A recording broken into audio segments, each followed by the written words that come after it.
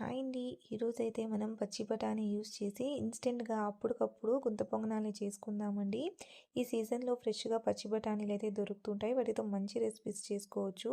నేనైతే ముందుగా mixie జార్‌లకు 1 cup పచ్చి బఠానీ, 1 కప్పు వరకు బొంబాయి రవ్వ, 4 పచ్చిమిర్చి, కొంచెం కొత్తిమీర, 1 కప్పు వరకు పెరుగు, అలాగే పావు కప్పు నీళ్ళని వేసుకొని దీన్ని మనం మెత్తగా సాఫ్ట్‌గా గ్రైండ్ చేసుకోవాలండి. ఇప్పుడు ఈ గ్రైండ్ చేసుకున్న బ్యాటర్‌ని బౌల్‌లోకి వేసేసుకొని మూత పెట్టేసి ఒక 10-15 నిమిషాల పాటు నాననివ్వాలి.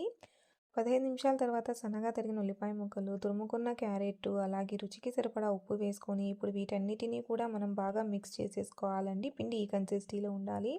వంట సోడా చిటికెడు వేసుకొని ఇంకొకసారి బాగా కలిపేసుకొని పక్కన పెట్టుకోవాలి.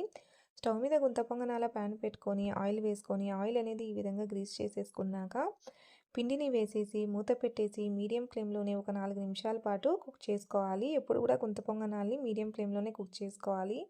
4 నిమిషాల తర్వాత చూడండి, ఇవి ఒక వైపు నుంచి మంచిగా కలర్ వచ్చాయండి. వీటిని ఇంకొక వైపు తిప్పుకొని ఇంకొక వైపు కూడా ఒక 2 నిమిషాల పాటు కాల్చుకొని తీసేసుకుంటే ఎంతో టేస్టీగా ఇన్స్టెంట్‌గా చేసుకునే మన పచ్చి బఠానీ గుంత పొంగనాలు అనేటివి రెడీ.